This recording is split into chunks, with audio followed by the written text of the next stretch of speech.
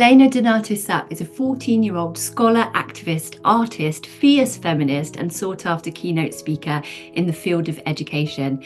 As a child with multiple learning disabilities, her main focus is on disability justice, and she seeks to lift up disability pride.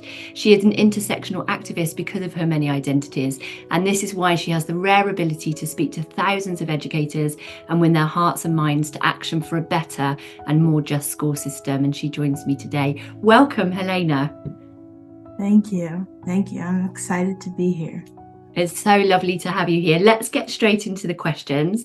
Helena, at just 14 years old, you've already done so much to raise awareness of disability justice, along with many other issues as well.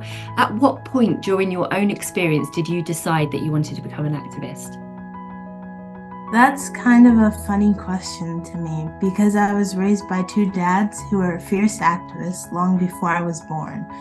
So to answer your question, I think I'd say that I've been an activist since day one of my life. I have never known a time when I was not political because of all my intersectional identities.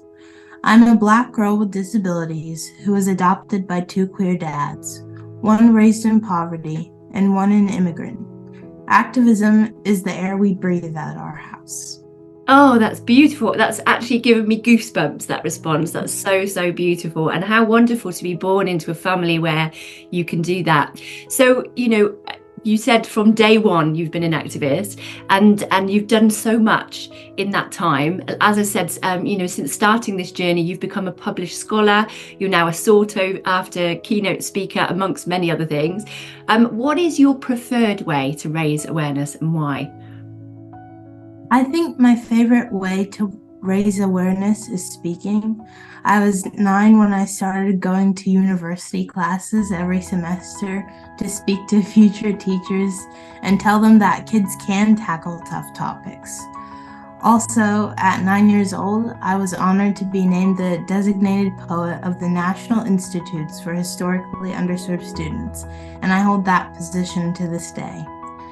I was awarded to be the inaugural Youth Poet Ambassador of my city last year, and I'm in partnership with the National Education Association, the largest labor union in the United States.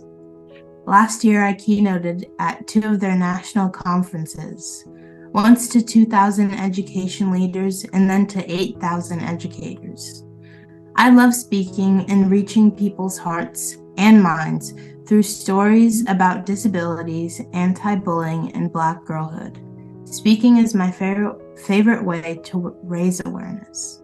Amazing. And so you've just mentioned there, amongst all of the other things that you mentioned, that you've partnered with the National Education Association on this campaign, which is Become a Champion for Disability Rights and Inclusion. What can you tell us about that role?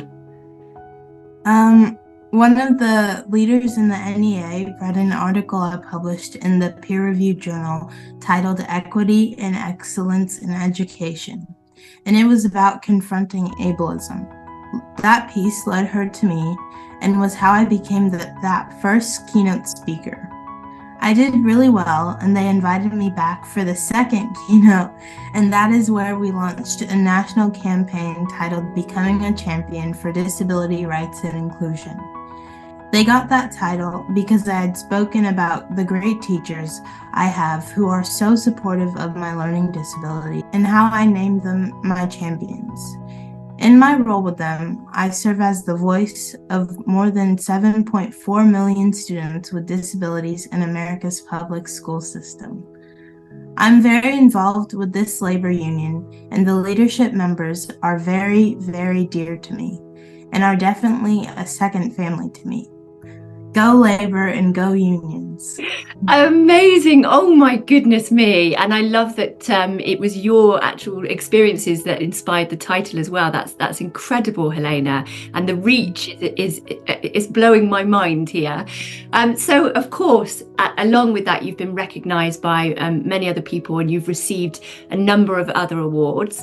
However, in November last year, you flew to the UK as a finalist for the Global Youth Awards 2023 and then left as winner of the educational leadership category, which was amazing to be a part of. Tell us about your experience in the UK and at the awards as well. I could not believe that I even became a finalist. It was so surprising and so affirming. Because my papa is a retired flight attendant, we can fly for free. And so he and I and my grandmother hopped on a plane to London. The Global Youth Awards ceremony was really glamorous, and I just couldn't believe I was there with so many amazing activists. I went shopping in London and bought some of the new Harry Styles clothes and wore them to the event. The speeches, the music, the new friends that I had just made the event incredible.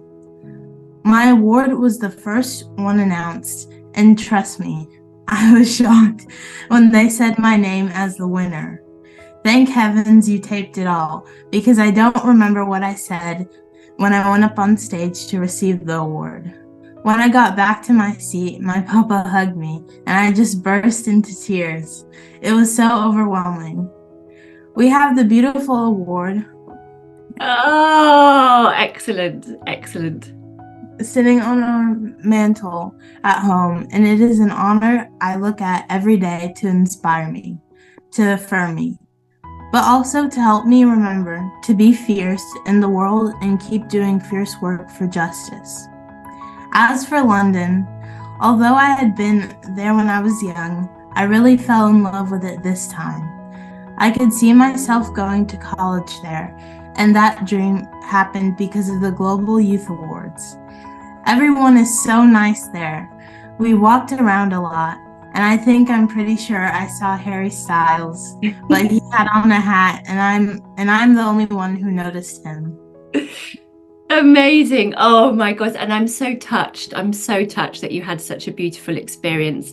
It was amazing to have you there, and also for you to have no idea when you walked into the room that you were going to be going up on the stage to receive an award. So that was amazing.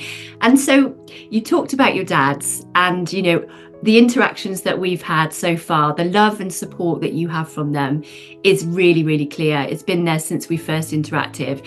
I'm also aware that you're actually collaborating on a number of projects together, in addition to your own work that you're doing.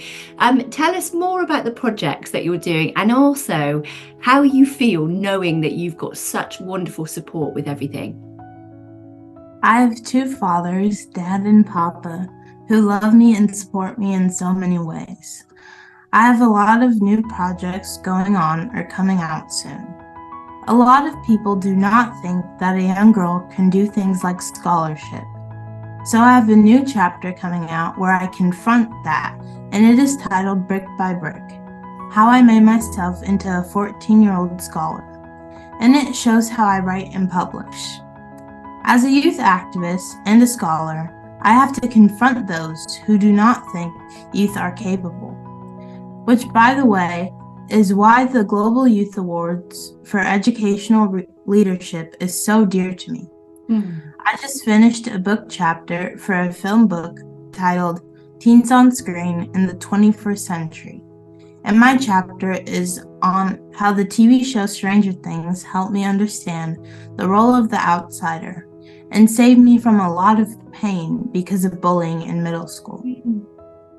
I'm going to present that at a film conference soon. Another interesting thing that happened is that I was invited by our city mayor, the Honorable Rex Richardson, to become the youngest city commissioner in the history of our city. He invited me to be an inaugural member of the Commission for Women and Girls. I'm also the official poet ambassador of my city, and I do a lot of poetry speaking. And I have continued my partnership with the National Education Association. There is actually a lot more. How do you have time to eat and sleep, Helena, with all the things that you're doing? It's blowing my mind. It's absolutely incredible. And again, if anybody needed any further evidence of why you won an award, here it is right here. So of course now you're a celebrity with all of your roles that you do. So you were recently featured on the Discovery Educational Channel for their series on identity, empathy, and belonging. How did that opportunity come about? And how did it feel to be on a channel with such huge reach? And I guess this is me sneaking three questions into one. What opportunities have arisen as a result of that? As I told you before, I have been an activist since the day I was born, so I've had a pretty large body of work at this point. Some things I seek out, like for example, a chapter in a book. I have to submit a proposal idea and write up an abstract and send it in, and wait for it to be peer reviewed. And then I might or might not get an invitation to write. A lot of work is like that, but once in a while, others see my website or an article about me, and they reach out to me with a surprise invitation. That has been what has happened. For instance, with an invitation to be on the Disney Channel during Black History Month, or with my beautiful partnership with the National Education Association, or being featured in Mission Magazine, and having a spread in an actual high fashion magazine like that. And that is what happened with the Discovery Channel. They saw my work and thought I was best to represent the quality of empathy. They contacted me out of the blue. It was such an honor that they saw me as having empathy for my work to lift up disability pride, to affirm Black girlhood, and to name my bullying and speak out against it. It was amazing because they flew a whole crew from North Carolina and spent an entire day filming me at my house. And they were so nice to me because they found out I want to be in film and TV, and they let me work the camera a bit. Amazing. Oh my goodness. I mean, such a lot of opportunities. And of course, they're coming your way because you're such an incredible human being. You really are. And so I guess the final thing that I want to ask you is, I know that you've mentioned to me that London is calling after you've been here, but what are your hopes, dreams, and aspirations for the future? I had an early mentor early on in my life named Zoe, and she is a freshman in London right now. And we were able to spend a day with her in London when I was there for the awards. She inspired me to think about college in another country, and I really did fall in love with London. The only job I ever wanted was to be in TV and film. I love to write, and in my fun time, I write scripts. We are a family that loves TV and film, and we watch and analyze it all the time. We pause and make predictions, and we pause and analyze things. My two fathers have been having critical conversations with me about representation since I was little. I mean, as far back as My Little Pony, and talking about how the show's ponies represent whiteness as heavenly and blackness as evil. So I do like to write, but I am also interested in representation of race, class, disability, queerness, and gender, and dozens of other identities. I want to make a contribution to film and TV that makes it better and more inclusive. I want film and TV more just. Whatever I do, I want to be focused on equity and justice. Amazing. I can't wait. I can't wait to see your scripts come into reality, because you're quite right. It's high time that we saw diversity amongst, all of the things in the world, all of the productions that we're seeing, all of the articles, or everywhere that we look. And I've no doubt in my mind that you will be able to achieve that. My only question is, where does the fun time slot in with all the other things that you're doing. Helena, it's been absolutely amazing to speak to you today. Thank you so much. As a global change ambassador, I'm really looking forward to any projects that we can work on together. And of course, we'll share links to any of the projects and work that you're doing so that people can find you and find out more about you. But thank you very much for today. Thank you.